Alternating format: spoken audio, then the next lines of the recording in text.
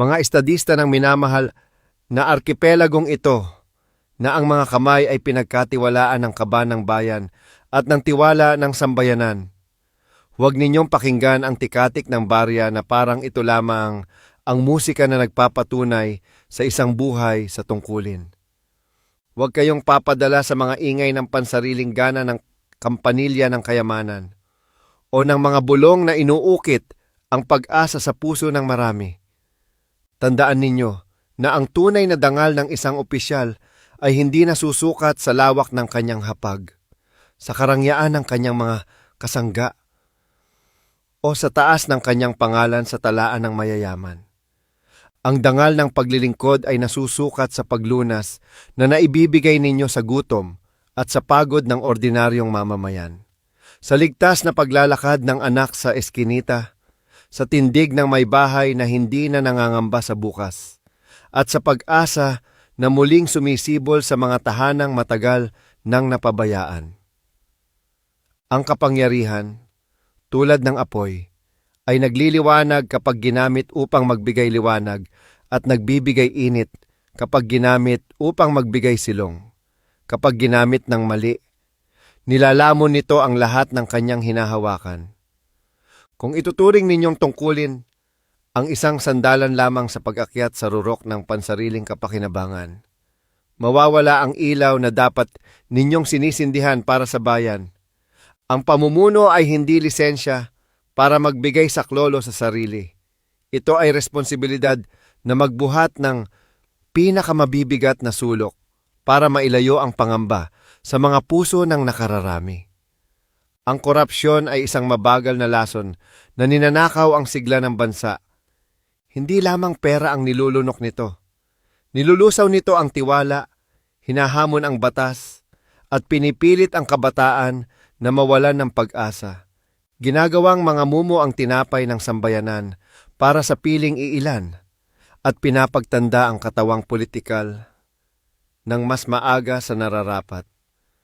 Hanggang mga nagpapawalang bahala sa pagnanakaw, bilang pangangailangan o sa kasakiman, bilang karapatan ay dapat paalalahanan na hinihingi ng mga susunod na salinlahi ang mas mabigat na pananagutan kaysa kung ano ang pinahihintulutan ng pansamantalang kapakinabangan.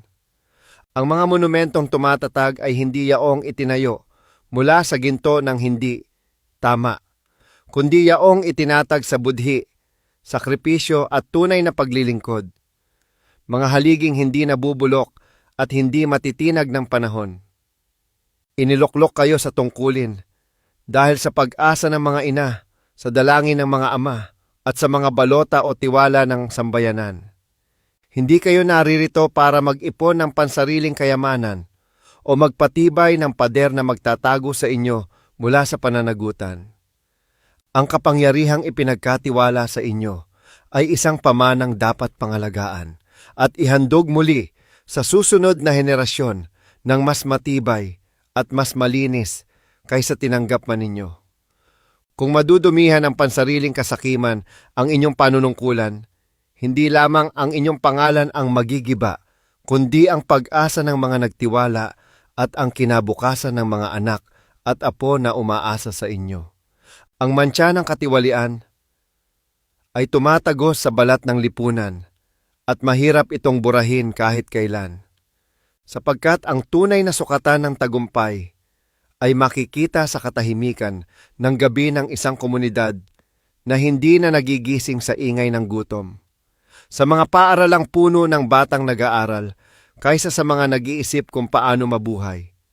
Sa mga ospital na nakakalinga sa may sakit, hindi dahil sa pambili ng gamot, kundi dahil may sistemang nagtataguyod ng buhay. Kung ninanais ninyong mag-iwan ng pamana, mag-iwan kayo ng sistema na humihimok ng pananagutan.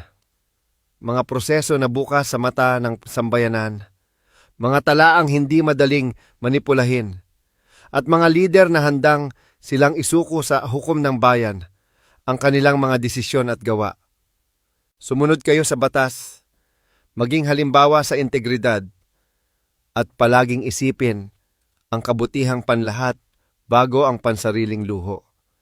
Magtulungan tayo upang palakasin ang mga institusyon, hukuman, mga ahensya at lokal na pamahalaan. Sa huli, ang tungkulin ninyo ay hindi natatapos sa pagtatapos ng termino. Ito ay sinusukat sa bakas na iiwanan ninyo sa buhay ng mga humawak ng inyong mga sakit, sa ngiting muling nabuo sa mukha ng isang pamilya at sa pagbabalik ng tiwala sa mga institusyong dapat naglilingkod. Piliin ninyo ang landas na magpapabuti sa marami kaysa magpapayaman sa iilan. Piliin ninyo ang integridad kaysa kayamanan, ang serbisyo kaysa kapangyarihan, at ang salitang tumutupad kaysa pangakong magaganda lamang sa dila. Sa ganitong paraan, magiging matibay at marangal ang arkipelagong iyan para sa kasalukuyan at sa mga susunod na salinlahi.